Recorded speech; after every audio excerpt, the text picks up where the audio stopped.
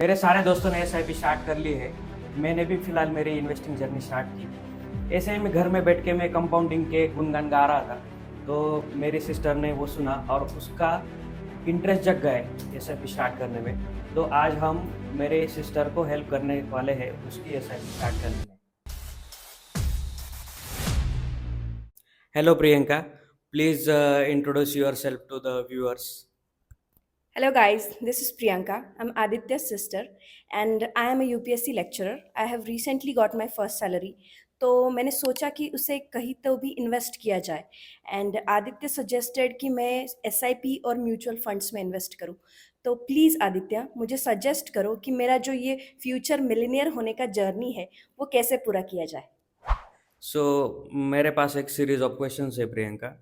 उससे तुम्हें mutual fund क्या है, उसकी जो कंसेप्ट है, उस छोटे से टर्म्स है, वो पता चल सके। तो मेरा फर्स्ट क्वेश्चन तुम्हें ये है कि why do you want to invest? Okay, so my answer would be मैं इन्वेस्ट करना चाहती हूँ क्योंकि I want to become financially independent और मैं चाहती हूँ कि कुछ समय के बाद मेरा पैसा मेरे लिए काम करे, ना कि मैं पैसे के लिए काम करूँ।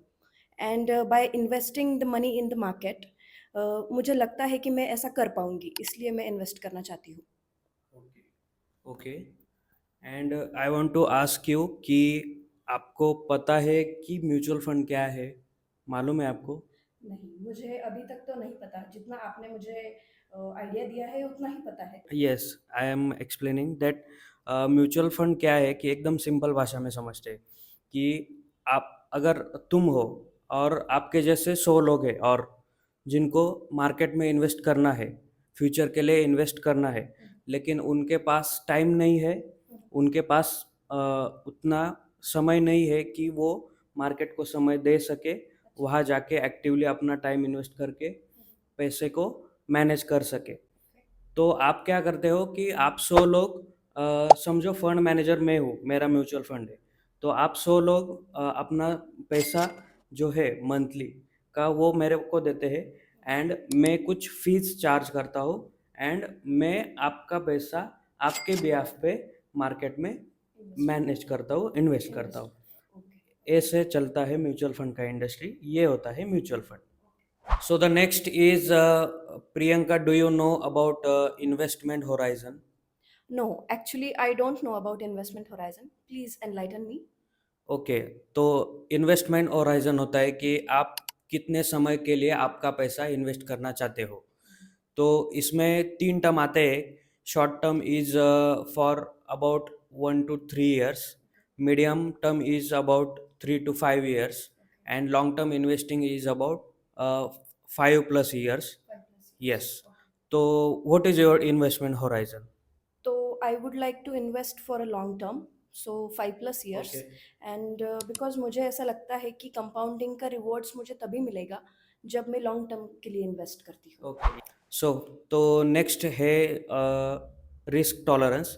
दीदी, what is your risk tolerance?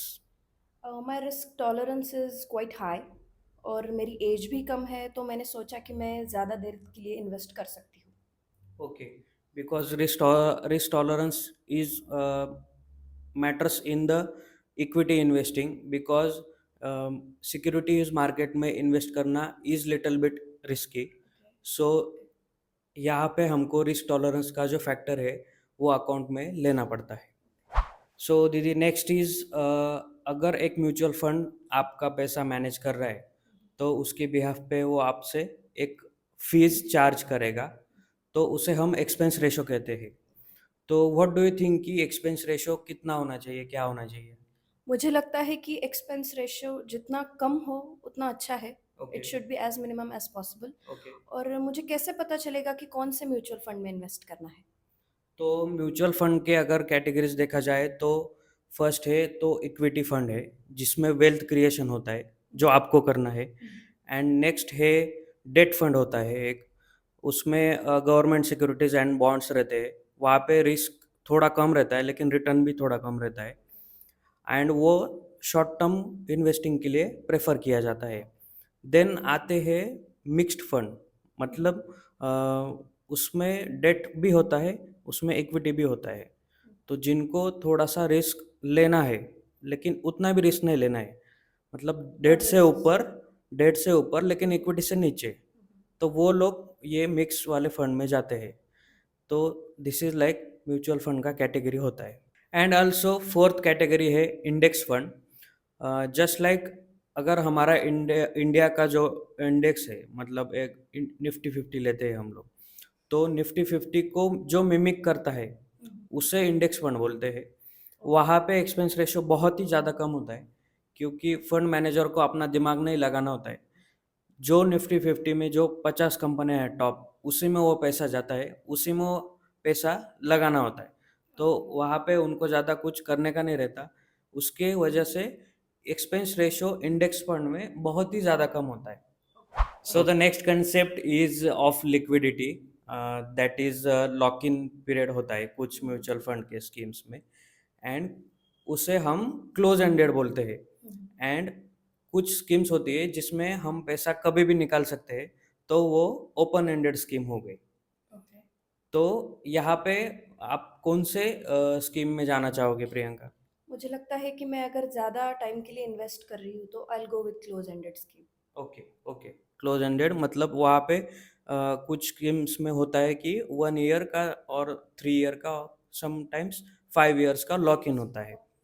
तो नेक्स्ट कंसेप्ट इज यहाँ पे एग्जिट लोड होता है, because if you invest and if you redeem that investment before 1 year, तो आपको एक पेनल्टी चार्ज करते हैं by fund house. But no, I'm going to invest for a long time, so no worries at all. Okay. By analyzing all the points, Priyanka wants to invest to become financially independent. तो उसका time horizon जो है investment का, तो वो long term का है। And उसको एक्सपेंस रेशियो भी कम चाहिए, वो रिस्क लेने को भी तैयार है, क्योंकि उसका एज अभी कम है, तो उसको इक्विटी फंड में इन्वेस्ट करना है। तो ये सब पॉइंट्स एनालाइज करके we have decided that we will invest in SBI Nifty 50 index fund. तो this will become a great choice for us, because वहाँ पे एक्सपेंस रेशियो भी कम रहेगा, इक्विटी इन्वेस्टिंग है, and you can invest for long term. So this was today's video. Let me know in the comment section कि आपने यहाँ से क्या सीखा, एंड आप आपका म्यूचुअल फंड कैसे सिलेक्ट करते हो। Thank you so much for watching the video. तब तक के लिए बाय, मिलते हैं नेक्स्ट वीडियो। Happy compounding.